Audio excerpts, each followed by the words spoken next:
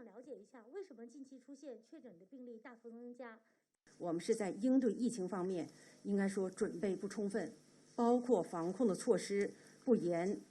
部分干部的作风不实，所以呢，对此啊，我们确实非常感到内疚，也是非常的自责。处分党员干部337人，对防控工作不力的6名领导干部予以免职，其中3名是正县级干部，还有3名是乡镇的党政主要领导。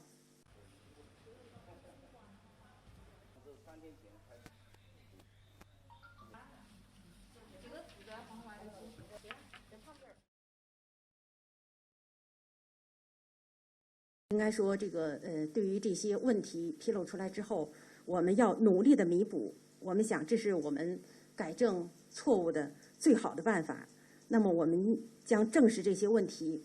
同时深刻的反思，而且举一反三，以此为戒，要以对人民极端负责任的态度，扎扎实实的把各项疫情的防控工作做好。